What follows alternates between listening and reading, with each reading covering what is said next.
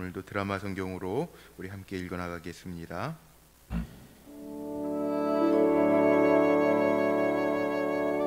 나오미의 남편 엘리멜렉의 친족으로 유력한 자가 있으니 그의 이름은 보아스더라. 모압 여인 룻이 나오미에게 이르되, 원하건대 내가 밭으로 가서 내가 누구에게 은혜를 입으면 그를 따라서 이삭을 줍겠나이다 하니 나오미가 그에게 이르되, 내 딸아 갈치오다. 룻이 가서 베는 자를 따라 밭에서 이삭을 줍는데 우연히 엘리멜렉의 친족 보아스에게 속한 밭에 이르렀더라. 마침 보아스가 베들레헴에서부터 와서 베는 자들에게 이르되, 여호와께서 너희와 함께 하시기를 원하노라. 여호와께서 당신에게 복 주시기를 원하나이다 하니라. 보아스가 베는 자들을 거느린 사환에게 이르되, 이는 누구의 소녀냐? 하니 베는 자를 거느린 사환이 대답하여 이르되, 이는 나오미와 함께 모압 지방에서 돌아온 모압 소녀인데 그의 말이 나로 베는 자를 따라 단 사이에서 이삭을 줍게 하소서 하였고 아침부터 와서는 잠시 집에서 쉰 후에 지금까지 계속하는 중이니이다. 보아스가 룻에게 이르되, 내 딸아 들으라. 이삭을 주우러 다른 밭으로 가지 말며 여기서 떠나지 말고 나의 소녀들과 함께 있으라. 그들이 베는 밭을 보고 그들을 따르라. 내가 그 소년들에게 명령하여 너를 건드리지 말라 하였느니라. 목이 마르거든 그릇에 가서 소년들이 길어온 것을 마실지니라 하는지라. 룻이 엎드려 얼굴을 땅에 대고 절하며 그에게 이르되, 나는 이방 여인이거늘 당신이 어찌하여 내게 은혜를 베푸시며 나를 돌보시나이까. 하니 보아스가 그에게 대답하여 이르되, 내 남편이 죽은 후로 내가 시어머니에게 행한 모든 것과 네 부모와 고국을 떠나 전에 알지 못하던 백성에게로 온 일이 내게 분명히 알려졌느니라. 여호와께서 내가 행한 일에 보답하시기를 원하며 이스라엘의 하나님 여호와께서 그의 날개 아래에 보호를 받으러 온 내게 온전한 상 주시기를 원하노라. 내 주여, 내가 당신께 은혜 입기를 원하나이다. 나는 당신의 하녀 중에 하나와도 같지 못하오나 당신이 이 하녀를 위로하시고 마음을 기쁘게 하는 말씀을 하셨나이다 하니라. 식사할 때 보아스가 룻에게 이르되, 이리로 와서 떡을 먹으며 내 떡 조각을 초에 찍으라. 룻이 곡식 빼는 자 곁에 앉으니 그가 볶은 곡식을 주매 룻이 배불리 먹고 남았더라. 룻이 이삭을 주우러 일어날 때 보아스가 자기 소년들에게 명령하여 이르되, 그에게 곡식단 사이에서 줍게 하고 책망하지 말며 또 그를 위하여 곡식 다발에서 조금씩 뽑아버려서 그에게 줍게 하고 꾸짖지 말라 하니라. 룻이 밭에서 저녁까지 줍고 그 주운 것을 떠니 뿌리가 한 에바쯤 되는지라. 그것을 가지고 성읍에 들어가서 시어머니에게 그 주운 것을 보이고 그가 배불리 먹고 남긴 것을 내어 시어머니에게 드리매 시어머니가 그에게 이르되, 오늘 어디서 주웠느냐? 어디서 일을 하였느냐? 너를 돌본 자에게 복이 있기를 원하노라. 룻이 누구에게서 일했는지를 시어머니에게 알게 하여 이르되, 오늘 일하게 한 사람의 이름은 보아스니이다 하는지라. 나오미가 자기 며느리에게 이르되, 그가 여호와로부터 복받기를 원하노라. 그가 살아있는 자와 죽은 자에게 은혜 베풀기를 그치지 아니하도다. 그 사람은 우리와 가까우니 우리 기업을 물을 자 중에 하나이니라 하니라. 모압 여인 룻이 이르되, 그가 내게 또 이르기를 내 추수를 다 마치기까지 너는 내 소년들에게 가까이 있으라 하더이다. 내 딸아, 너는 그의 소녀들과 함께 나가고 다른 밭에서 사람을 만나지 아니하는 것이 좋으니라.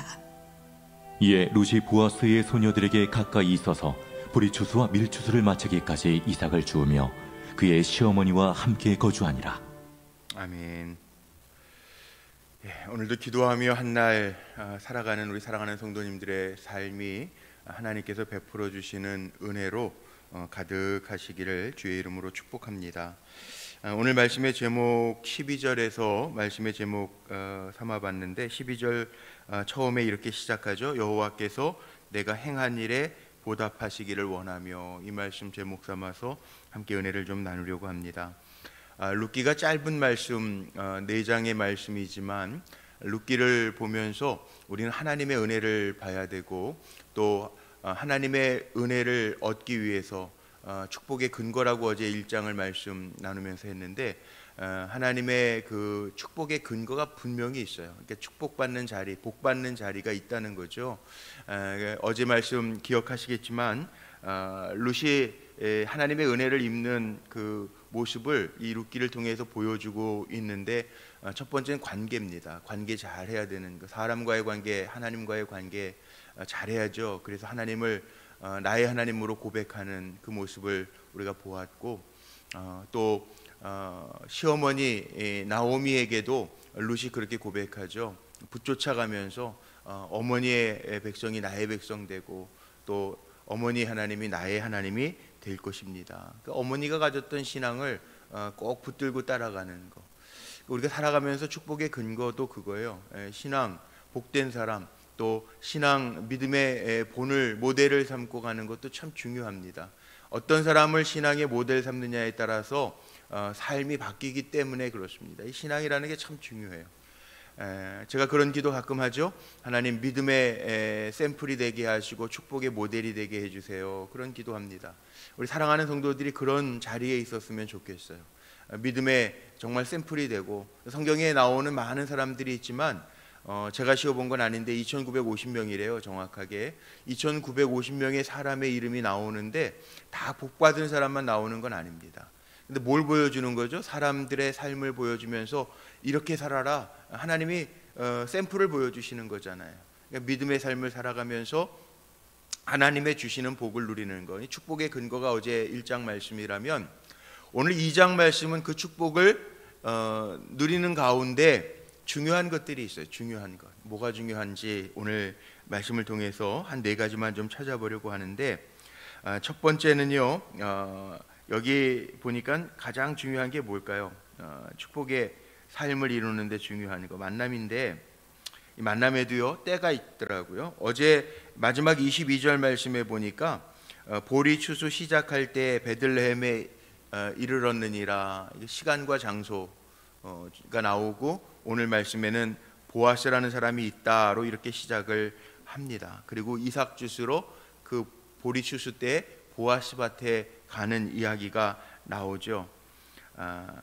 참 재미있는 단어가 하나 나오는데 우리 성경에 우연이라는 단어를 우연이라고 읽으면 안 되고요. 하나님의 때 아니면 여호와 일에 하나님의 예비하심으로 읽어야 될 단어가 이 우연이에요. 3절에 보세요. 룻이 가서 베는 자를 따라 밭에서 이삭을 줍는데 우연히 엘리멜렉의 친족 보아스에게 속한 밭에 이르렀더라. 이게 우연입니까? 우리 교회 부흥에 왔던 그 최신성 목사라고 제 친한 친구가 있어요. 저 인천 계산중앙교회. 거기 얼마 전에 그 노사연 이무송 씨를 초청해 가지고 위로 찬양 그걸 했는데 위로 찬양 그 시간을 1시간을 가졌는데 노사연 씨가 그 예배당에서 부른 노래 중에 그 만남, 우리의 만남은 우연이 아니야. 그 찬양하는 시간에 불렀다는 거예요. 찬양은 아니죠 그 가사가. 그런데 우리의 만남은 우연이 아니야. 이게 성경적인 것 같아요. 우리의 만남은 우연이 아니다. 그럼 뭘까요? 우연이 아니면 뭐예요? 제가 가르쳐 드렸는데, 하나님의 예비하심이에요. 우리 믿음의 사람들은요, 그 믿음으로 사는 거예요. 나를 위해서 모든 것을 이루신 하나님을 믿죠, 우리가. 그러면 되어지는 일들도 우리에게는 우연인 것 같지만 그 세상 사람들이 말하는 우연이라는 거고 인연, 우연 그런 거고요. 우리가 말할 수 있는 건 뭡니까? 하나님이 예비하셔서 만나게 하셨다. 이게 우리의 신앙의 고백이에요. 우리를 위하여 모든 것을 이루시는 하나님이 나오미와 이 룻의 관계, 시어머니와 며느리의 관계뿐만 아니라 룻이 어떤 마음으로 베들레헴까지 내려온 거를 하나님이 아실까요? 모르실까요? 아세요. 나중에 제가 오늘 제목 삼은 것처럼 그 행한 일을 보답하시기를 원하며 이 보아스의 축복 속에 담겨져 있잖아요. 하나님 너에게 행한 대로 보답해 주시기를 원하고 내게 온전한 상 주시기를 원하노라. 우연이 아니라는 거죠. 우리가 살아가면서 가장 중요한 것, 우리의 입술로 고백해야 되는 것, 복된 삶을 살아가는 데 있어서 중요한 것이 있는데 그게 바로 여호와 이레. 적절한 때, 여기 오늘 뭐 보리 추수 때 이렇게 나오고 베들레헴에 이르렀더라 나오는데 적절한 때, 적절한 시간에 적절한 사람을 만나게 하시는 것, 그게 하나님의 은혜죠. 하나님의 예비하심. 그 다음에 두 번째 우리가 생각해 봐야 될 것이 있습니다. 여기에 상급 받는 거, 하나님 반드시 보신다는 거, 다 아신다는 거예요. 여기 오늘 말씀의 4절서부터 보면요, 보아스가 베들레헴에서부터 와서 베는 자들에게 이르되 여호와께서 너희에게 함께 하시기를 원하노라 하니 그들이 대답하되 여호와께서 당신에게 복 주시기를 원하노라. 여기에 보니까는 복 주는 거, 여기에 인사, 사람들과의 만남 속에 다 이게 있죠. 오늘 2장에 보니까 계속 나오죠.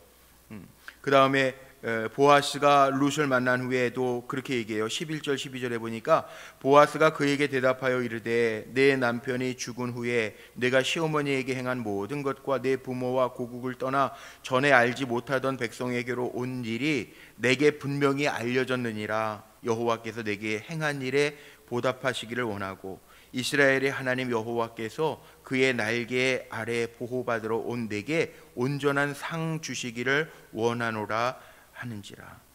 룻은 최선의 삶을 사는 거 아니에요. 관계 속에서도 그 관계를 흐트러뜨리지 않으려고 노력하고 살고, 비록 이삭을 베는 자도 아니고 이삭을 줍는 자, 이 약한 자들이 이삭을 줍는 거예요. 우리 이삭 헌금하는 것처럼 이삭을 줍는 자라고 하는 것은 그 당시에 농사지을 땅도 없고 기업이 없다는, 기업 물을 자가 기업도 없고, 남의 밭에 가서 이삭을 베일 수 있는 그 형편이 되는 하인도 아니고 그거보다 낮은 사람, 이삭을 줍는 거예요. 그런데도 온전한 상 주기를 원하노라. 하나님이 다 아신다. 그 아시는 하나님이 주실 거다. 그렇게 축복해 주잖아요. 이게 참 중요한 거예요.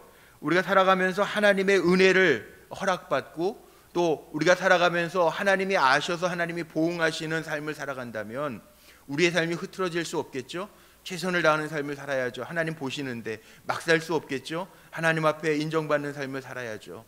그리고 나를 위해서 모든 것을 이루시는 하나님을 만날 수밖에 없겠죠. 이게 참 중요한 거예요. 오늘 말씀 속에 계속 축복이 나오잖아요. 그 시어머니 나오미가 룻이 많은 곡식을 가져온 것을 보고 이거 어디서 났냐 그랬더니 줬는데 일하게 하는 보아스라고 하는 자가 있는데 그가 이렇게 행해줘서 잘 가져왔습니다. 그랬더니 20절에 보세요. 나오미가 자기 며느리에게 이르되 그가 여호와께로부터 복받기를 원하노라. 이렇게 살아있는 자 죽은 자에게 은혜를 베풀지 않은 좋은 사람이니 그가 복받기를 원하노라. 그렇게 이야기합니다. 관계 속에 뭐가 있어요? 축복이 있어요. 저주가 아니라 축복이 있다는 거예요. 우리 성도들의 삶이 이런 관계를 맺으면서 살아야 돼요. 누구를 만나든지 복을 빌어줄 수 있는. 그래서 우리는 많은 사람 중에 한 사람이 아니고요, 축복의 통로라는 거 기억하고 오늘도 나 때문에 다른 사람에게 하나님의 복이 흘러가게 할 수 있는 복된 존재로 살아가는 것, 이거 정말 중요한 거죠. 복된 삶을 살아가는데 정말 중요한, 나도 복된 삶을 살아야 되겠지만 내가 축복의 통로가 된다는 거. 복이 있는 사람이 복을 줄 수 있는 거죠. 만복의 근원 하나님 그렇게 고백하잖아요. 하나님의 복이 나를 통해서 이렇게 흘러갈 수 있도록 우리의 언어 속에 만남 속에 축복할 수 있는 거, 이건 큰 특권이에요. 부모도 마찬가지입니다. 부모가 가장 중요하죠. 제가 자녀들에게 부모님들이 축복해 주세요, 축복 기도해 주세요 그러는데 이 정말 제일 중요한 거예요. 아무것도 아닌 게 아니라 이 축복권을 쓰세요. 하나님 우리에게 부모에게 주신 가장 큰 권세예요.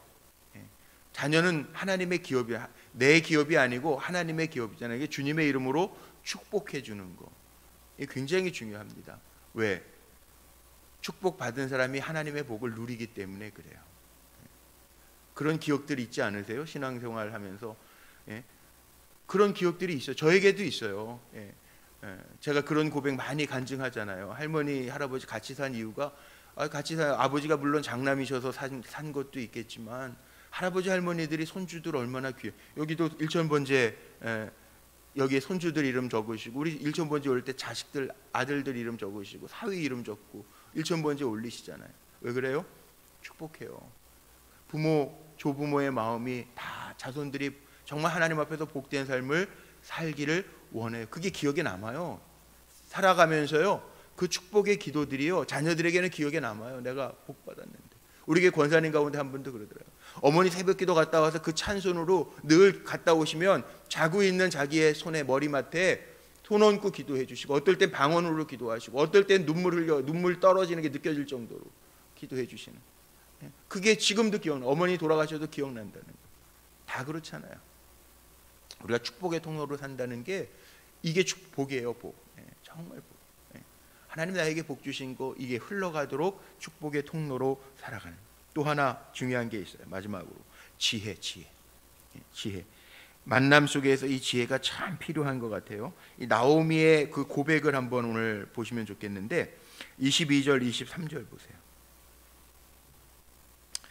나오미가 뭐라고 충고하죠? 나오미가 22절 며느리 룻에게 이르되, 내 딸아, 너는 그 소녀들과 함께 나가고 다른 밭에서 사람을 만나지 아니하는 것이 좋으니라 하는지라.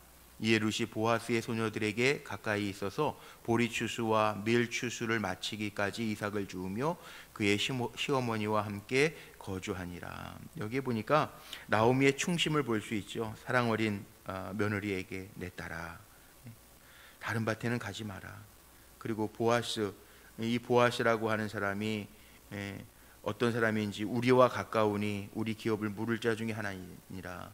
나중에 보면 이 보아스가 룻을 취하고, 보아스와 룻 사이에서 그 오벳, 그 다윗의 증조부가 나오는 이야기가 성경에 이따 4장에 다음 시간에 나옵니다. 이걸 통해서 우리에게 보여주는 게 뭐예요? 그 지혜로운, 그 다음에 충심 어린 그 지혜가 누구에게 있어요? 시어머니 나오미에게 있었다는 거예요. 지혜가. 사람들이 말하는 거 보면서요, 그 사람을 알 수 있죠. 말하는 거 보면서 지혜 있는 사람이네, 지혜 없는 사람이네 알 수 있어요. 말에다 담겨져 있다고 그러더라고요. 이 말은 생명력이 있어요. 예수님이 말씀이 육신이 되어 이 땅에 오셨, 생명력이 있어요. 말은 사람을 죽일 수도 있고 살릴 수도 있어요. 사람들이 말 때문에 자살하는 사람들이 있더라고요. 정말. 그걸 우리는 뭐 악평이라고도 그렇고, 뭐 사람이 말에 상처받아가지고 그것 때문에 평생. 말은 또 오히려 이렇게 몸에 상처 나는 거는 그냥 잊혀질 수 있어요. 아픔이 다 치유가 되면. 그런데 말의 상처는 이 오래 가더라고, 오래. 그래서 그 상처 때문에 자녀가 탈선하는 경우도 있고, 그 상처 때문에 인간관계가 깨지는 경우도 있더라고. 그러니까 지혜 없이 말하는 것보다는, 우리가 그런 얘기 하잖아요. 엎질러진 물도 주워 담을 수 없고, 한번 내뱉은 말도 다시 되돌릴 수 없다. 그런 얘기를 합니다. 그렇기 때문에 우리가 말할 때에도 다윗이 기도한 것처럼, 다윗이 뭐라고 기도했나요? 시편에 보면 내 입술에 파수꾼을 세워달래요. 하나님, 내 입술에 파수꾼을 세우셔서, 말에 실수함이 없는 자는 야고보서에 보면 온전한 자래요. 말에 실수함이 없는 자가 온전한 자래요. 그러니까 우리는 말로도 정말 지혜롭게 말하면서, 또 옛말에는 또 그런 말도 있잖아요. 한마디 말이 천냥빛을 갚는데, 이게 말 한마디가 어떻게 지혜롭냐에 따라서 복된 삶을 좌우한다는 거죠. 우리도 말 잘해야죠. 또 그리스도인들 더군다나 요즘에 얼마나 말들 실수들이 많습니까? 뭐 정치인들 할 거 없이 모든 사람들의 말의 실수들이 얼마나 많습니까? 거짓말이 얼마나 많습니까? 요즘에는 더군다나 이 거짓 뉴스들 뭐 이런 말들이 너무 많잖아요. 그러니까 지혜가 있어서 분별하는 능력도 있어야 되겠지만, 적어도 우리가 크리스찬이라면 우리의 말 속에도 다윗처럼 기도하면서, 주여 오늘 한 날도 살아가면서 내 입술에 파수꾼을 내사 내 입술의 모든 말을 지키시고, 그렇게 기도하면서 가야 될 것 같아요. 보통 말 많이 하는 사람들이 25,000단어를 하루에 쓴대요. 쉬어본 건 아닌데 사람들이 그러더라고요. 말수 아무리 없어도요, 하루 살면서 한 8,000단어는 구사를 한대요. 그러면은 정말 말 많이 하는 거잖아요. 평균적으로 그렇다면. 그리고 그 말에 실수함이 없고 정직함이 있고 다른 사람을 위로하고 배려하는 말들이 있다면 그 지혜로운 사람이죠. 하는 말마다 다른 사람을 아프게 하고 괴롭게 하고 상처를 준다면 지혜롭지 못한 거죠. 이것도 복의 근거예요. 룻기의 간증을, 룻기를 보면서, 룻기는 이게 짧은 간증이나 마찬가지, 하나님의 역사를 보여주는 이야기인데, 이 이야기, 이 모습을 보면서 우리가 배울 건 배워야, 영적으로 배워야 될 건 잘 배우되, 어제 말씀이 축복의 근거라면 오늘 말씀은 복된 삶을 살아가는 데 있어서 중요한 것들이에요. 지금 말씀드렸던 것처럼 우리에겐 여호와 예비, 하나님의 예비하심이 있어야 되고요, 우리에게는 축복이 있어야 되고요, 축복의 통로로 우리가 살아가야 되고요, 또 하나님 다 아시는데 하나님의 상급이 있어야 되고요, 또 지혜도 있어야 돼요. 지혜 없는 자처럼 행하는 게 아니라 오늘도 지혜 있는 자처럼 행하면서 하나님의 기쁨이 되고 다른 사람들에게 위로가 될 수 있는 귀한 종들이 다 되시기를 주님의 이름으로 축복합니다. 기도하시겠습니다. 감사합니다. 하나님, 오늘도 한날 주님의 은혜 가운데 삽니다. 우리를 축복의 통로로 부르셨으니 주님 앞에 복된 삶을 살아가며 뿐만 아니라 하나님의 복이 나를 통하여 세상에 또 다른 사람들에게 흘러갈 수 있도록 우리를 축복의 통로로 삼아 주시옵소서. 지혜도 더하여 주시고 우리의 입술에 파수꾼도 세워주시고 우리의 삶을 아시는 하나님, 주님께서 좋은 것으로 갚아주셔서 삶이 기쁨되는 은혜를 누리고 살아가게 하옵소서. 오늘도 영적인 지혜를 가지고 이 한날 나아가기를 원합니다. 먼저 기도하는 종들에게 있어야 할 것 있게 하시고 넘어야 될 것 넘게 하시되 위험한 일, 험한 일, 억울한 일 만나지 아니하도록 천군 천사로 호위하여 주시고 주님이 나와 함께 하십니다 고백하면서 승리케 하옵소서. 드려진 예물들이 있습니다.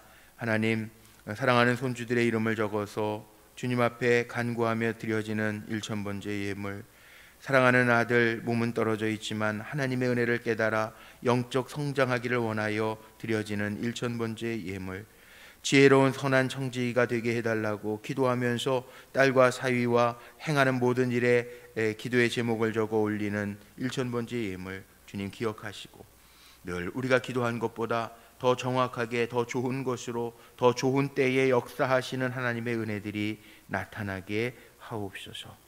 오늘도 우리 사랑하는 성도들 흩어져 살아가지만 세상 속에서 빛과 소금이 되게 하시고 하나님의 은혜를 나누기에 부족함이 없는 축복의 통로가 되게 하옵소서. 연약한 이들, 수술받는 이들, 치료하여야 할 이들 주님 기억하시고 긍휼히 여기시고 주님의 치료의 빛 여호와 라파의 하나님의 역사가 임하게 하옵소서. 우리 주 예수 그리스도의 이름으로 감사하며 축복하며 기도하옵나이다. 아멘.